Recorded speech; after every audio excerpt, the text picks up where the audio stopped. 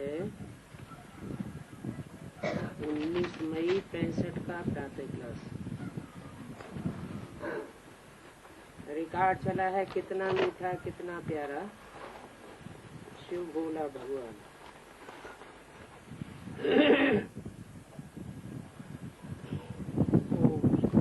बेहद की बाप कहते हैं,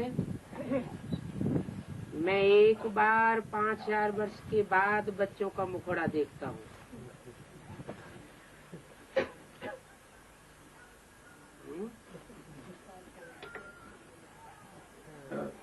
कितने दिनों के बाद? 5000 वर्ष के बाद बच्चों का मुखड़ा देखता हूँ।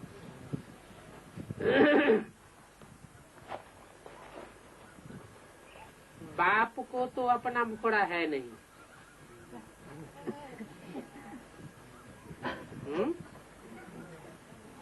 तो बच्चे किसका मुखड़ा देखते हैं? जब बाप को अपना मुखड़ा नहीं है तो बच्चे देखते हैं कि नहीं देखते हैं? देखते हैं। अपना मुखड़ा है ही नहीं तो देखते कहाँ से? बाबा का मुखड़ा होता ही नहीं। माना शिव बाप का मुखड़ा नहीं होता, शिव बाबा का मुखड़ा होता है। क्योंकि कहने वाला यहाँ बेहद का बाप है, बिंदु बिंदु आत्माओं का बाप है। शिव बाबा तो पराये शरीर का लोन लेते हैं।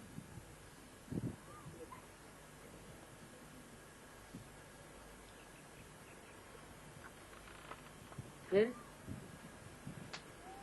ये कब की बात बताई? संगम युग की तो, लेकिन संगम युग में भी कब की? सन 65 की बात बताई। क्या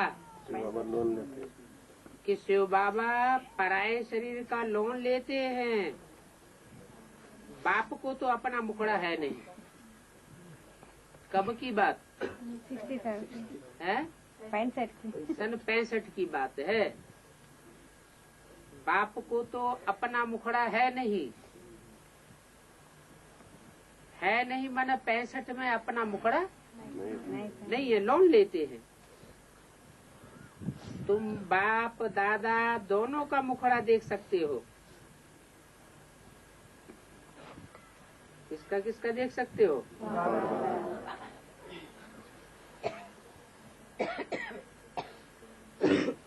मेरा मुखड़ा नहीं है 65 में, लेकिन तुम बाप का भी देख सकते हो और दादा का भी देख सकते हो। आज नहीं तो कल देखोगे।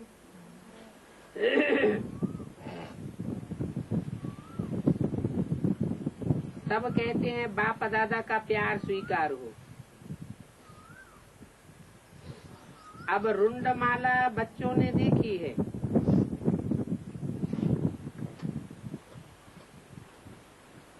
उनमें मुखड़ा दिखाते हैं।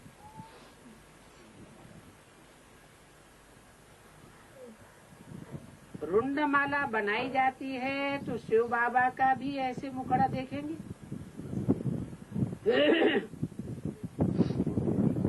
ये तो कोई को पता नहीं है कि शिव बाबा भी आकर शरीर का लोन व आधार लेते हैं। शिव बाबा इस मुख से बोलते हैं तो ये मुख उनका हो गया ना, है? शिव बाबा इस मुख से बोलते हैं तो ये मुख उनका हो गया ना, मेरा क्यों नहीं हो गया? ना तो ये कहना चाहिए मेरा हो गया ना। शिव बाबा इस मुख से बोलते हैं तो ये मुख उनका हो गया ना, उनका क्यों कह दिया? हाँ बताया। इस समय एक ही बार बाप आकर बच्चों का मुखड़ा देखते हैं। बच्चे जानते हैं ये शिव बाबा का मुखड़ा किराए पर व लोन पर लिया हुआ है। ऐसे बाप को अपना मकान किराए पर देने से क्या फायदा होता है? पहले पहले तो इनके कान सुनते हैं,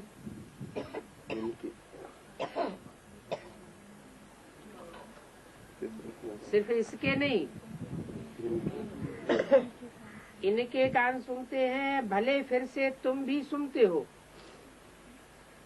परंतु तो भी सबसे नजदीक इनके कान हैं।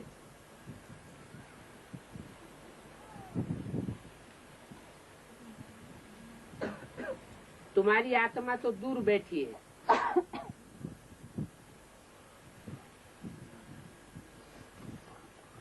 क्या फर्क पड़ेगा? जिनके नजदीक कान हैं और जो दूर बैठे हैं उनके दूर कान हैं, तो उन दोनों के सुनने में फर्क क्या पड़ सकता है? कोई फर्क पड़ सकता है या नहीं पड़ सकता है? नहीं पड़ सकता है। क्या फर्क पड़ेगा?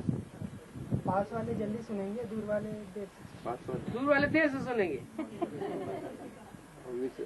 समझेगा फिर बोले। हाँ, समझने का फर्क हो सकता है। हो सकता है पास वाला न समझे और दूर वाला जास्ती समझ जाए, जल्दी समझ जाए। तो इनके कान सुनते हैं, भले फिर से तुम भी सुनते हो, परंतु तो भी सबसे नजदीक इनके कान है। तुम्हारी आत्मा तो दूर बैठी है ना। आत्मा कान द्वारा सुनेगी तो थोड़ा फर्क रहता है। तुम बच्चे यहाँ आते हो सन्मुख मुखड़ा देखने, कहाँ आते हो? मधुबन में। तुम बच्चे यहाँ आते हो सन्मुख मुखड़ा देखने। ये है वंडरफुल मुखड़ा। शिव बाबा कहते मेरा कोई नाम रूप देश काल नहीं है, क्योंकि ये देश तो तुम बच्चों का है ना। शिवरात्रि भी मनाते हैं। बाबा जो निराकार है वो यहाँ आए प्रवेश करते हैं, तो उनका भी ये भारत देश हुआ।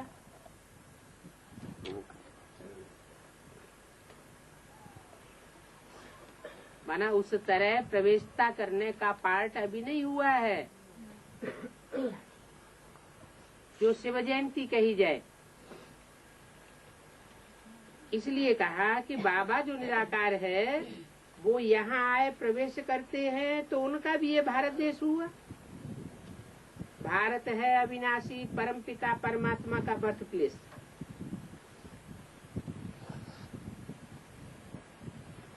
परंतु उनका बर्थ और मनुष्यों के सदस्य नहीं है। स्वयं कहते हैं मैं आकर इनमें प्रवेश करता हूँ और फिर बच्चों को ज्ञान सुनाता हूँ।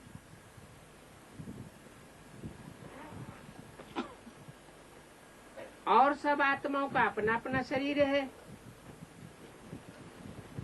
मेरा कोई शरीर नहीं। शिव का हमेशा लिंग रूप ही दिखावेंगे।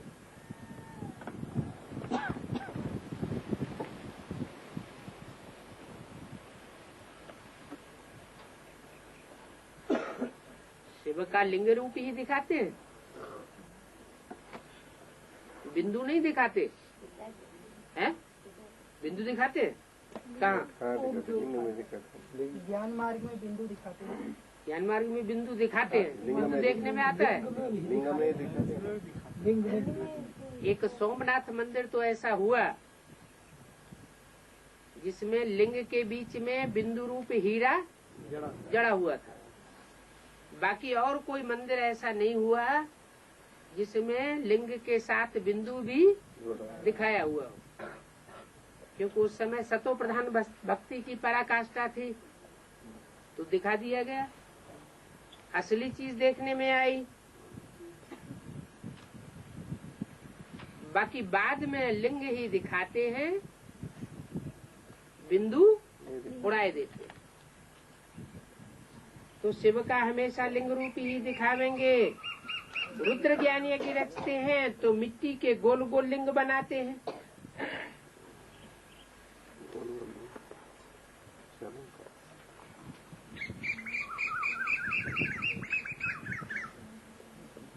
वो मिट्टी की बनाते हैं शिवलिंग।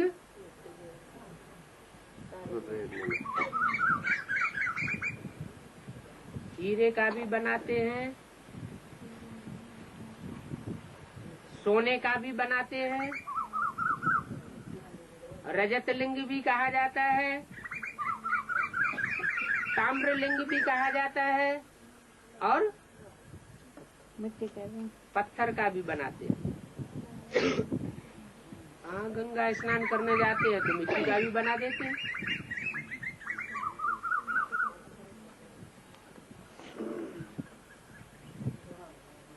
शालिग्राम छोटे छोटे ही बनावेंगे।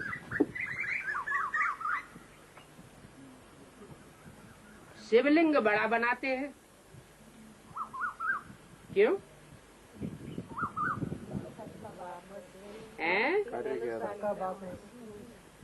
इसलिए बड़ा बनाते हैं। अच्छा, क्राइस्ट 100-200 करोड़ का बाप है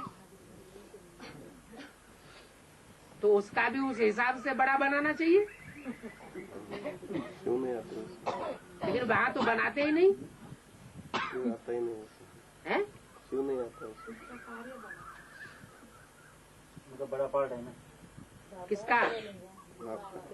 हाँ, शिव बाप का पार्ट बड़ा है, इसलिए उसका लिंग भी बड़ा महान माना महानता को दिखाने के लिए बड़ा बनाई दिया है। वास्तव में छोटे बड़े हैं नहीं,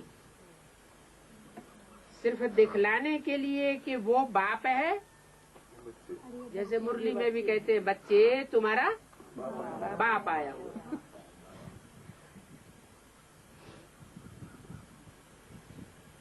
जैसे धमकी दे रहे हो, सुधर जाओ, सुधरना हो तो सुधर जाओ, नहीं तो राइट वे में भी तुम्हारा बाप आया हुआ है, और ब्लैक वे में भी तुम्हारा बाप आया हुआ है।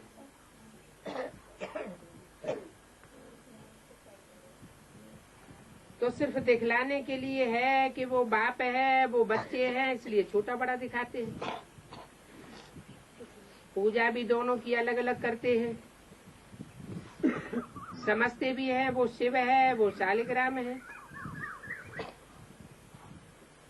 ऐसे तो नहीं कहते हैं सब शिव ही शिव है, नहीं। शिवलिंग बड़ा बनाते हैं, शालिग्राम छोटे छोटे बनाते हैं। ये सब बच्चे हैं उनके साथ। बाबा ने समझाया इन शालिग्रामों की पूजा क्यों करते हैं? हैं? स्वरूप बनते। पूजा का आधार क्या है? कोई विशेष प्योरिटी अपनाई है, जो प्योरिटी के आधार पर उनकी पूजा भी शालिग्रामों की होती है।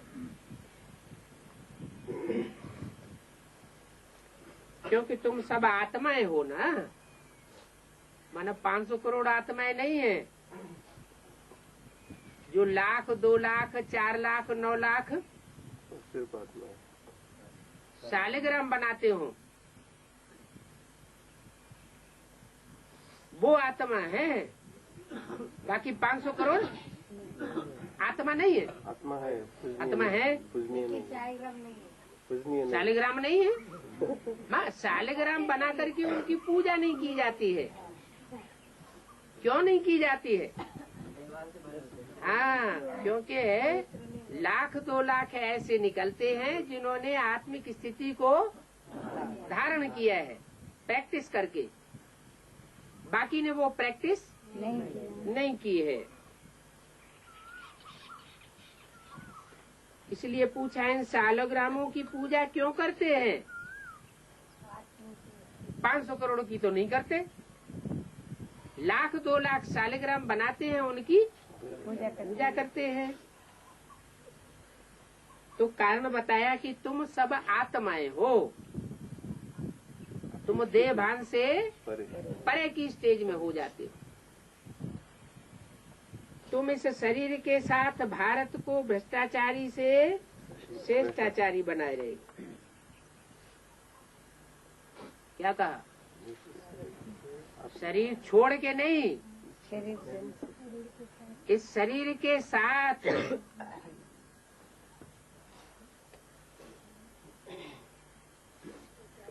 जो भारत भ्रष्टाचारी हो गया है, उस भारत को क्या बनाते हो? श्रेष्ठाचारी बनाते हो। शरीर के साथ श्रेष्ठाचारी बनाते हो। तो भारत यहाँ कोई जमीन है,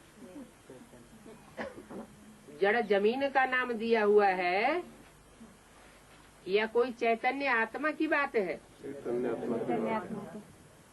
तो भारत जो भ्रष्टाचारी, भ्रष्ट आचरण करने वाला बन गया है, उसको तुम श्रेष्ठाचारी बनाते हो। श्रीमद शिव बाबा की शालिग्राम ले रहे हैं। क्या? जो आत्मिक स्थिति में नहीं स्थित होते, वो उस श्रीमत को नहीं पकड़ पाते। श्रीमत कौन ले रहे हैं? जो आत्मिक स्थिति वाले शालिग्राम हैं, जिनकी पूजा होती है, वो शिव बाबा की श्रीमत लेते हैं। ये भी ज्ञान यज्ञ रचा हुआ है। रुद्र ज्ञान यज्ञ शिव बाबा का है।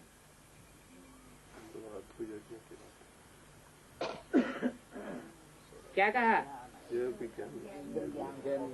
ज्ञान यज्ञ शिव बाबा का है। शिव बाबा ज्ञान यज्ञ नाम रखना चाहिए।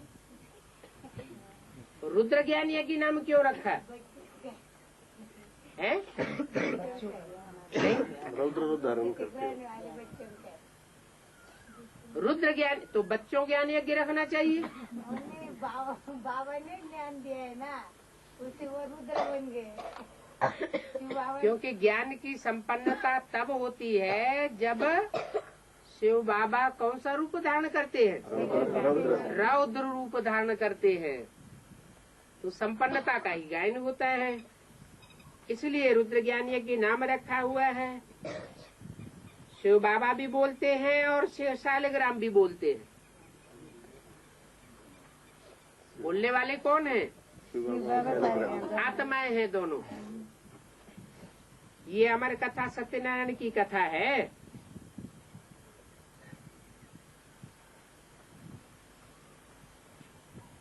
किसकी कथा है? शिव की कथा है या सत्यनारायण की कथा है? कोई बोल रहा है शिव की कथा है, कोई बोल रहा है सत्यनारायण की कथा है।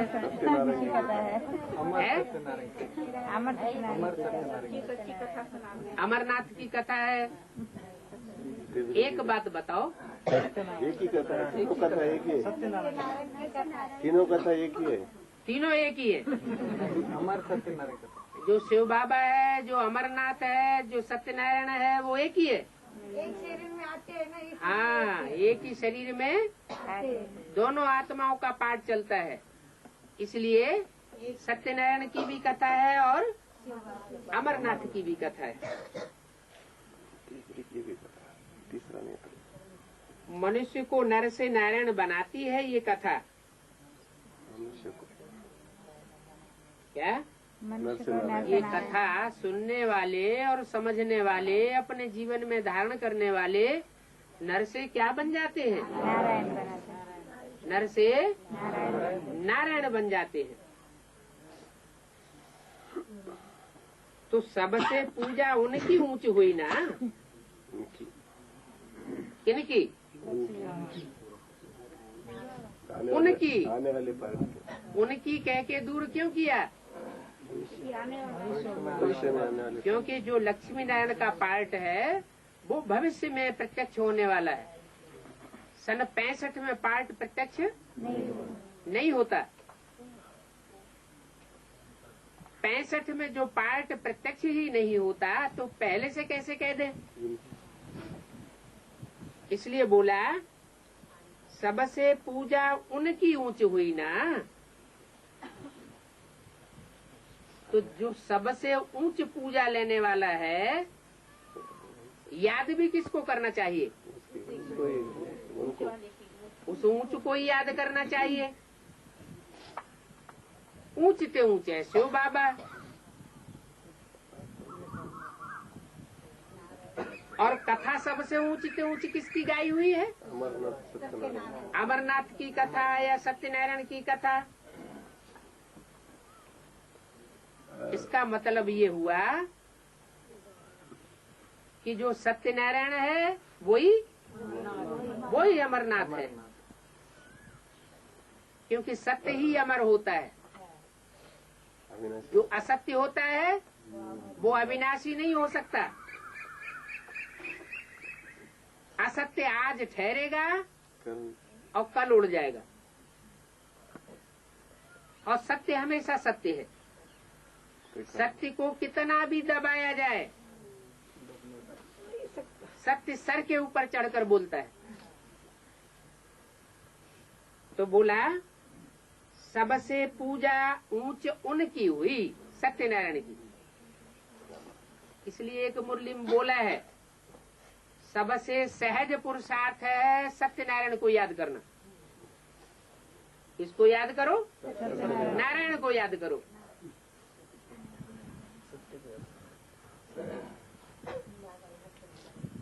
आत्मा कोई बड़ी नहीं है।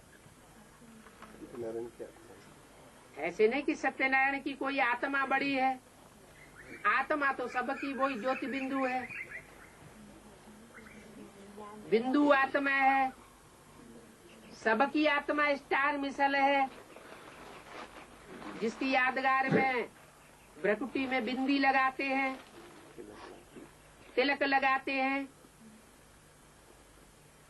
तो आत्मा कोई बहुत बड़ी नहीं है, लेकिन पार्ट बड़ा है, पार्ट महान है। अब जो सृष्टि का हीरो पार्टधारी होगा उसका पार्ट तो महान होगा ही। तो आत्मा बड़ी नहीं है, बिल्कुल बिंदी मिसल है, लेकिन उनमें नॉलेज कितना है। बहुत नॉलेज होने के कारण, ढेर सारा ज्ञान जल भरा होने के कारण उसकी उपमा सागर से दी जाती है। ज्ञान का सागर है, उनमें कितना पार्ट भरा हुआ है।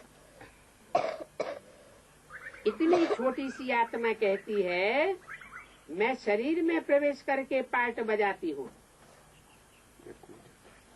शरीर कितना बड़ा है और आत्मा कितनी छोटी।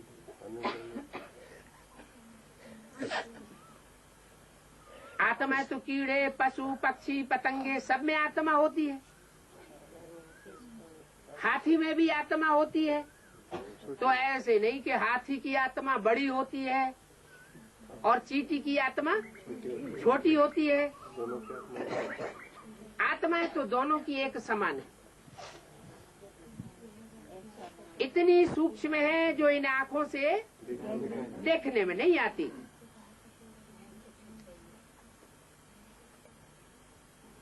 लेकिन अनुभव कर सकते हैं कि इसमें आत्मा है और इसमें आत्मा नहीं है। हाथी भी मुर्दा पड़ा हुआ होगा तो कोई भी पहचान सकता है इसमें आत्मा है। आँख को देखने से पता लगेगा। आँख में वो रोशनी होगी तो आत्मा है, और आँख में रोशनी नहीं है तो आत्मा नहीं है। तो शरीर कितना बड़ा होता है और आत्मा कितनी छोटी होती है। शरीर में आत्मा प्रवेश होने से छोटेपन से पार्ट बजाने लग पड़ते हैं। क्या बचपन से ही नहीं, गर्भ में भी जब आत्मा होती है, प्रवेश करती है, तो गर्भ पहले 5 महीने का 4 महीने का पिंड होता है, निर्जीव, वो कोई हरकत नहीं करता। जिन माताओं ने जन्म दिया है बच्चों को, वो अनुभव करती है कि 4-5 महीने तक उस पिंड में कोई हलचल नहीं होती, और जब आत्मा प्रवेश होती है तो हलचल गर्भ के अंदर शुरू हो जाती है। तो शरीर में प्रवेश करके आत्मा पार्ट बजाती है।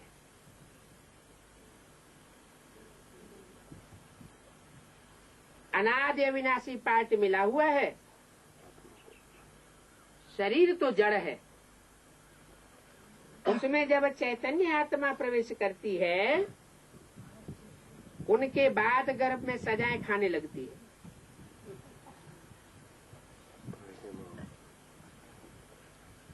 आत्मा सजा खाती है, और सजाएं भी कैसे कैसे खाती है, भिन्न भिन्न शरीर धारण करके सजाएं खाती रहती है। 84 के चक्कर लगते हैं, तो कहीं गर्भ महल का पार्ट चलता है, तो कहीं गर्भ जेल का पार्ट चलता है। जिस जिस रूप से दुख दिया है, वो साक्षात्कार करती जाती है, दंड मिलता जाता है। आह आह करती जाती है, इसलिए गर्भ जेल कहा जाता है, उसको गर्भ महल नहीं कहा जाता। वाह ड्रामा, और जब सजाएं खाते तो कहते हैं आह ड्रामा।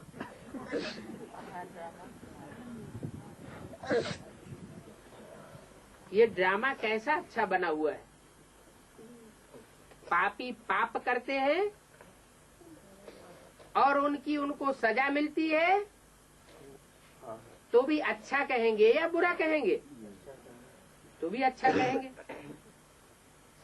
तो बोला कैसे सजाएं खाती है, साक्षात्कार करती जाती है, दंड मिलता जाता है, कितना पार्ट बजाती है।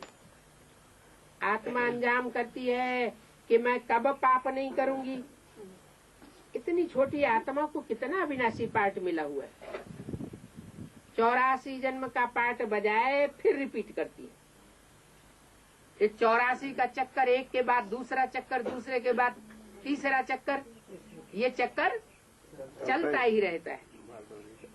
ये वंडरफुल बात है ना। ये वंडरफुल बातें बाप ही बैठ समझाते हैं। मनुष्य आत्माएं जो जन्म मरण के चक्कर में आने वाली हैं, गर्भ जेल में बार बार सजाएं खाने वाली हैं, वो मनुष्य गुरु बन करके कोई के 84 का चक्कर नहीं समझा सकती। एक शिव बाप ही आकर के पूरा चक्कर का राज समझाते हैं। बच्चे भी समझते हैं कि ये तो यथार्थ बात है। जो बात बाप सुनाते हैं वो यथार्थ है। इतनी छोटी बिंदी में कितना पार्ट है। आत्मा का बहुतों को साक्षात्कार होता है। गाते भी हैं कि आत्मा स्टार है, भ्रकुटी के बीच चमकता है अजब सितारा, ऐसे गीत भी गाते हैं। जो इस भ्रकुटी के बीच में रहती है कितना पार्ट बजाती है। इनको कहा जाता है कुदरत। तुम तो जानते हो, हम आत्मा एक शरीर छोड़ दूसरा लेती हैं, हमको बाबा आए पढ़ाए रहे, और आत्माओं को बाबा आकर के पढ़ाते नहीं है। शिव बाबा सिर्फ हमको आकर के पढ़ाते हैं। किनको? जो आत्मा बनते हैं, जो देवभान में रहते हैं, अपनी चलाते हैं, मन मत पर चलते हैं या मनुष्य मत पर चलते रहते हैं, देवभान नहीं छोड़ पाते, तो उनको मैं आए करके पढ़ाता पढ़ाता नहीं।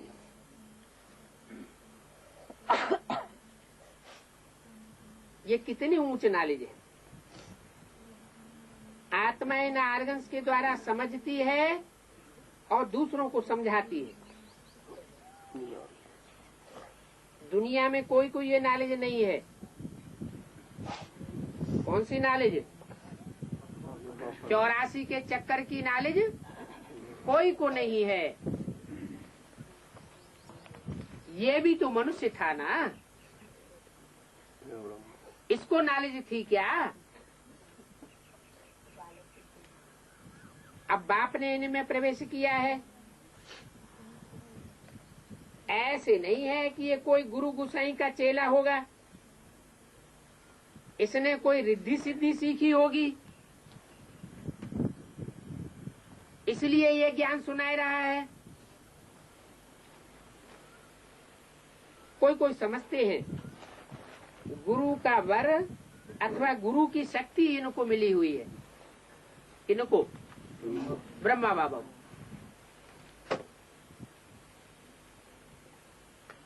माउंट आबू में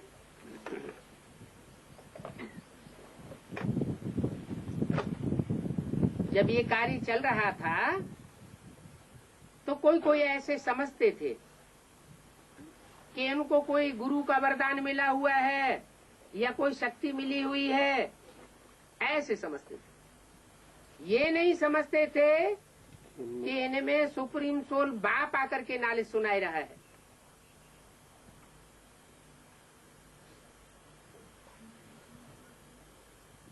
ये तो बातें ही न्यारी हैं। सन्मुख सुनने से तुमको बहुत मजा आता है। क्या? सन्मुख सुनने से मजा आता है। ज्ञान भी रुचि 3-4 तरह से सुना जाता है।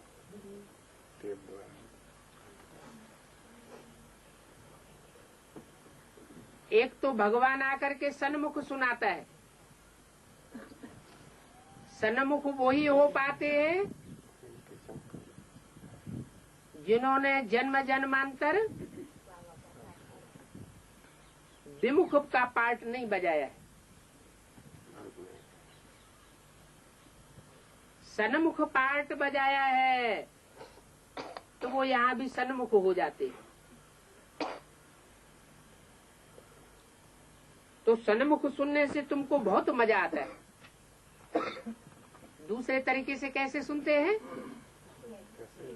टैप में भर जाता है तो भगवान ने जो सुनाया वो टैप में सुन लिया, वो फिर नंबर 2 का माल हो जाता है। क्यों नंबर 2 का माल हो जाता है? क्योंकि टैप जब सुनाएगा तो उसमें सुनाने वाले की दृष्टि का फोर्स नहीं होगा। सुनाने वाला जिस वाइब्रेशन से सुना रहा है वो वाइब्रेशन नहीं फैलेगा, तो बात बदल जाती।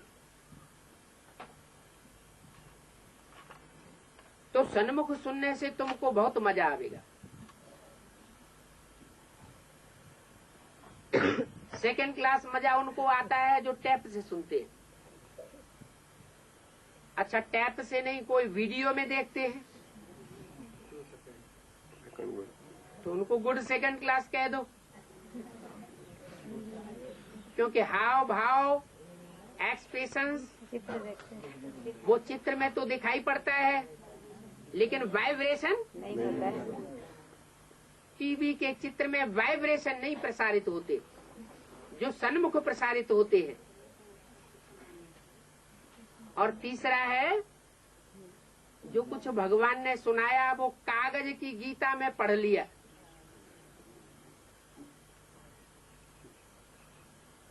कागज की मुरली में पढ़ लिया और दूसरों को सुनाई दिया तो वो हो गया थर्ड क्लास। तो बोला सन्मुख सुनने से तुमको बहुत मजा आता है। जो टैप से सुनते हैं, टीवी से सुनते हैं या कागज के पत्तों से सुनते हैं, उनको उतना मजा नहीं आता। 19/5/65 की वाणी का दूसरा पेज। हमारी आत्मा छोटी है, उनको कहा जाता है परमपिता परमात्मा। हमारी आत्मा छोटी है और उनकी आत्मा बड़ी है। पार्ट के आधार पर हमारी आत्मा छोटी है और उनको कहा जाता है परमपिता परमात्मा। परम यानी सुप्रीम।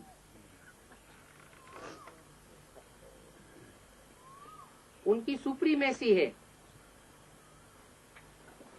क्यों सुप्रीमेसी है? क्योंकि वो सबकी पहुंच से परे रहने वाला है। क्या? वो सुप्रीम सोल सबकी पहुंच से परे रहने वाला है। परे से परे परम धाम में रहता है। जो जितना ऊंच रहता है वो उतनी ही श्रेष्ठ और शक्तिशाली आत्मा होती है। इसलिए उनको कहा जाता है बुद्धिमानों की बुद्धि। परे ते परे परम धाम में रहने वाला। परे ते परे तुम बच्चे भी रहते हो, लेकिन नंबरवार। क्या? नंबरवार। हाँ, पेड़ पौधों की भी आत्मा रहती है परम धाम में, लेकिन वो नीचे नीचे स्तर में रहती है। कीड़े मकोड़ों की भी रहती है, पेड़ पौधे से थोड़ा ऊपर रहती है। पशु पक्षियों की भी आत्माएं रहती हैं, लेकिन वो कीड़े मकोड़ों से थोड़ा ऊंचे स्तर में रहती है। राक्षसी आत्माएं भी रहती हैं, मनुष्य आत्माएं भी रहती हैं, और देवात्माएं भी परम धाम में रहती हैं। देवताओं में भी नंबरवार हैं। कोई तो कन्वर्ट होने वाले हैं और कोई कभी कन्वर्ट नहीं होते। तो जो कन्वर्ट नहीं होते वो भगवान के सुप्रीम सोल के बिल्कुल नजदीक रहते हैं। कन्वर्ट होना माना प्रभावित होना। सुप्रीम सोल बाप आकर जो बातें सुनाए रहा है उसके मुकाबले कोई अपनी बात दूसरी सुनाने लगे तो दूसरों की बातों में आने वाले नहीं है, तो कहेंगे प्रभावित नहीं है। अगर कोई अपनी मनुष्य मत मिक्स करके सुनाता है और बाप की मत से वो भिन्न मत है और उस मत के प्रभाव में आ जाता है, तो किसकी प्रजा हो गया? उसी की प्रजा हो गया। यहाँ उसकी प्रजा हो गया तो द्वापर से उसी धर्म में कन्वर्ट। इसलिए बोला जो जिस धर्म का होगा वो उसी की बात मानेगा ना, दूसरों की बात। भगवान भी उतर आए, ब्रह्मा भी उतर आए, तो भी उसकी बात मानने वाला नहीं होगा। तो बाप कितनी महीन बातें सुनाते हैं। शुरुआत में ये थोड़ी ही बातें समझाते थे। क्या? बच्चा छोटा होता है तो प्राइमरी स्कूल की बेसिक नॉलेज दी जाती है। वही बच्चा जब बड़ा होता है तो उसको कॉलेज की गहरी गहरी बातें समझाई जाती है, सूक्ष्म बातें। तो बताया ये ईश्वरीय नॉलेज है, इसमें भी पहले हल्का हल्का ज्ञान सुनाया जाता है, बाद में गहरी बातें भी बताई जाती है। दिन प्रतिदिन तुम बच्चों को कितनी नॉलेज मिलती है, और ये नॉलेज देते कौन है? ऊंच ते ऊंच भगवान। कौन देते हैं? ऊंच ते ऊंच भगवान। अच्छा, भगवान भी ऊंचे और नीचे होते हैं? भगवान एक होता है या ऊंच और नीचे अलग अलग प्रकार के होते हैं? जिसमें आते हैं उसको भगवान अनेक होते हैं कि एक होता है? फिर ऊंच से ऊंच और नीचे से नीचे का क्या सवाल? जैसे बुद्ध है, महात्मा बुद्ध हुए, भगवान बोला जाता है, और उनके फॉलोअर्स उनको भगवान मानते हैं। हिंदुओं में भी 24 अवतारों में भगवान बुद्ध की गिनती कर दी है। तो ऊंच और नीचे का फर्क किसने किया? मनुष्य आत्माओं ने फर्क किया ना, उस हिसाब से कहा। ऊंच से ऊंच भगवान है, वो आकर के कहते हैं कितनी छोटी आत्मा है, आर्गन्स द्वारा बात करती है। ये सूक्ष्म ज्योति बिंदु आत्मा का ज्ञान कोई दूसरे भगवान नहीं सुना सकते। क्यों नहीं सुना सकते? क्योंकि वो सब जन्म मरण के चक्र में आने वाले हैं। देह से जन्म लेते लेते देह भान में बंध जाते हैं। देह रूपी मिट्टी अपने को समझने लग पड़ते हैं। सुप्रीम सोल एक ऐसा है जिसे शिव कहा जाता है, वो कभी जन्म मरण के चक्र में नहीं आता, देह के बंधन में बंधता ही नहीं। तो देहभान कहाँ से आएगा? वो तो सदैव अपने को ज्योति बिंदु समझता है और सदैव दूसरों को आत्मा का ज्ञान देता है। बाकी जितने मनुष्य मात्र हैं वो सब दूसरों को कौन सा ज्ञान देते हैं? देह अभिमानी बनाने का ज्ञान देते हैं। खुद देहवानी बनते हैं और दूसरों को भी देह अभिमानी में लाते हैं। तो ऊंच से ऊंच भगवान है, वो आकर के कहते हैं बच्चे कितनी छोटी आत्मा आर्गन्स द्वारा बात करती है, भ्रकुटी की भी चमकती है। तो सिर्फ कहने मात्र कह देते हैं, किसी की बुद्धि में नहीं आता है, किसको ये नॉलेज है नहीं जो आकर के समझावे। सब बातें शास्त्रों में है क्या? सब बातें तो आत्मा के बारे में नहीं है। गीता में कह दिया है अणु अणियांसम, आत्मा अणु रूप है, लेकिन फिर ये नहीं बताया कि आत्मा चैतन्य है। वहीं पर ये भी तो बताना चाहिए कि आत्मा अणु रूप है, फिर आत्मा चैतन्य है, फिर आत्मा ज्योतिर्मय है। कहीं बता दिया अंगुष्ठ प्रमाण है, तो फिर बातें ही दो हो जाती है।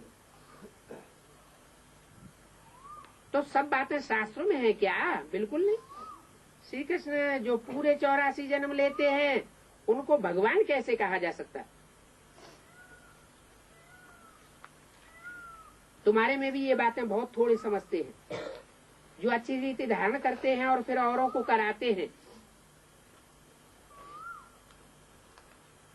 क्या करते हैं? हमारे में भी कोई हैं जो कृष्ण को भगवान मानते हैं?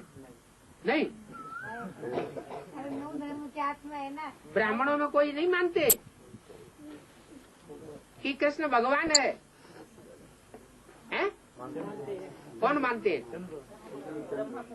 हाँ, ब्रह्मा कुमार कुमारी तो यही मानते हैं कि भगवान का साकार रूप दादा लेकर आज हुए, जिनके द्वारा माउंट आबू में परमात्मा ने आकर के ज्ञान सुनाया। वो गीता ज्ञान हुआ। उस गीता ज्ञान से सारी दुनिया की सदगति होनी है। अरे अगर सिर्फ सुनाने मात्र से ही दुनिया की सदगति हो जाए तो गीता का ज्ञान तो दुनिया में चारों ओर फैला हुआ है। फिर भगवान को प्रैक्टिकल में आने की क्या दरकार है? फिर तो मनुष्य गुरु ही स्वर्ग स्थापन कर लें। नरक को स्वर्ग बनाने का काम सिर्फ परमात्मा बाप का है। रामकृष्ण की आत्माओं का ये काम नहीं है। भले वो सुप्रीम सोल रामकृष्ण के द्वारा इस सृष्टि में आकर के पार्ट बजाता है,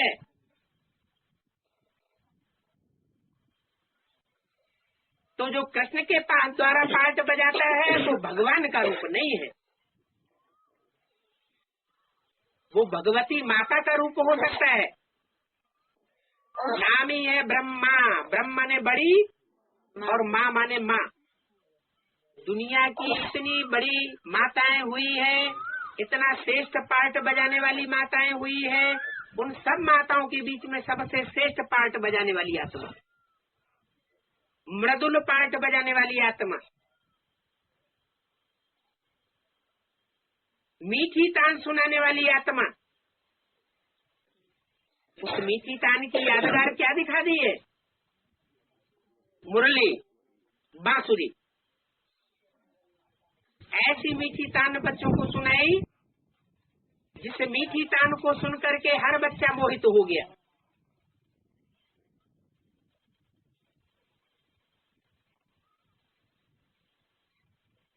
परम पिता कहते हो तो पिता से जरूर वर्षा मिलना चाहिए। क्या कहा? माता से वर्षा नहीं मिलता।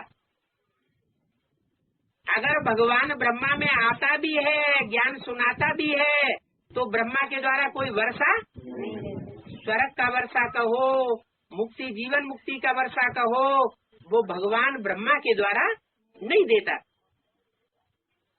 भगवान जब बाप के रूप में आता है तब ही वो वर्षा देता है। बाप स्वर्ग रखते हैं तो हम स्वर्ग के मालिक होने चाहिए क्या? नहीं होता है, स्वर्ग का मालिक बाप नहीं है। बाप अभी स्वर्ग रचते हैं कि नहीं रच रहे हैं? रच रहे हैं। जब बाप स्वर्ग रच रहे हैं तो हम स्वर्ग के मालिक होने चाहिए ना। बच्चे करोड़पति बाप होता है और करोड़पति बाप के घर में बच्चा पैदा हो तो करोड़ का मालिक पैदा होने से ही हो जाता है कि नहीं? हो जाता है। फिर हम रोडपति क्यों बने हुए? क्योंकि हम अभी पूरे आत्मिक स्थिति वाले आत्मा नहीं बने। बाप तो कहते हैं बच्चे अपन को आत्मा समझो, लेकिन हम घड़ी घड़ी देहभान में आते रहते हैं। मैं ये हूँ, मैं वो हूँ, मैं फलाना हूँ। तो देहभान में आने के कारण हम रावण के बच्चे बन जाते हैं। तो बाप कहते हैं बाप स्वर्ग रचते हैं तो स्वर्ग के मालिक होने चाहिए। उनको भी जरूर बाप से वर्षा मिला होगा।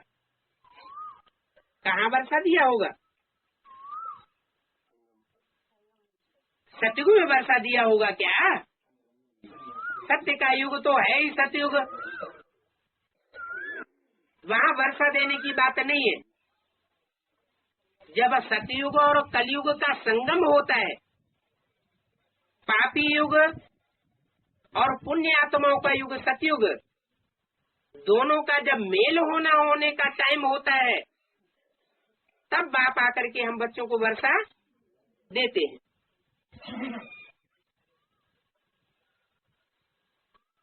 जरूर पास्ट के कर्म हैं,